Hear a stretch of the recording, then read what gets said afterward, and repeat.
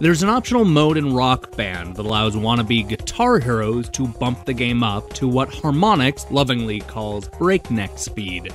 It's an aggressively fast tweak that will send your head spinning if you aren't already a Rock Band expert. But this was a lark. The developers realized that the average player could never keep up with the speed, so they added slower modes to ease virtual rock gods into becoming comfortable with faster and faster difficulties. Either the developers behind Velocibox never played Rock Band, or they just don't care, because this brand new PSN game starts at breakneck speed and never lets off the gas. It's not interested in easing you into its fast-paced gameplay. It just throws you in and hopes you'll love it. Sorry to say, I do not love Velocibox. This is a simple speed endurance test that sees players dodging obstacles and picking up floating cubes. You play a simple box that zips through a corridor filled with moving barriers and brightly colored columns. If you pick up enough floating cubes, then it's off to the next stage where you avoid a new batch of obstacles. Our little box can move left and right, even going as far as to cling to the walls. The gimmick is that you can spin the world 180 degrees by simply pressing the X button. It only takes a split second for the box to go from the floor to the ceiling, allowing it to successfully maneuver around deadly obstacles. In theory, this is a great jumping off point for a fun time waster. But Velocibox is not a fun time waster. The problem starts the moment you get dropped into the speeding racetrack. The game runs so quickly that you'll barely have enough time to react.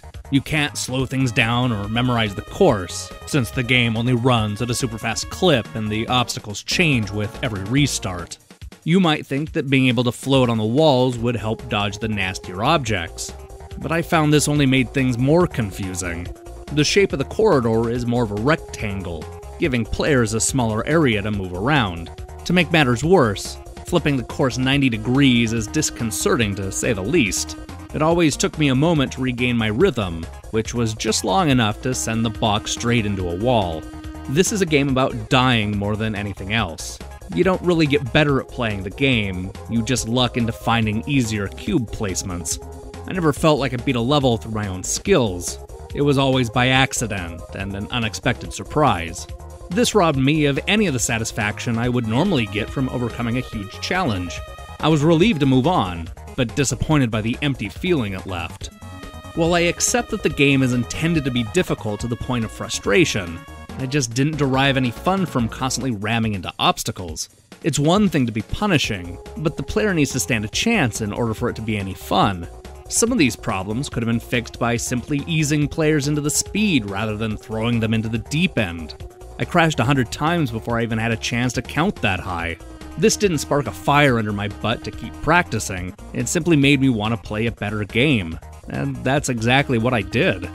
I'm sure Velocibox is dazzling to watch when a computer plays it to flawless perfection, but the game I experienced is not meant for humans. It's unmercifully difficult and lacks any hook to motivate you to continue playing. It has a great look and premise that is completely squandered in what will surely go down as 2015's single most frustrating game.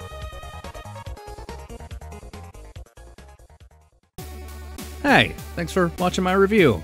Now, to all the people who are getting ready to tell me that I'm just bad at video games, I invite you to share a video of you playing Velocibox.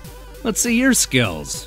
Anyway, I have a bunch of new reviews heading your way, so make sure and hit the subscribe button and support what we're doing here. Also, you should check out GamingNexus.com, where you'll find some of my exclusive reviews. Until then.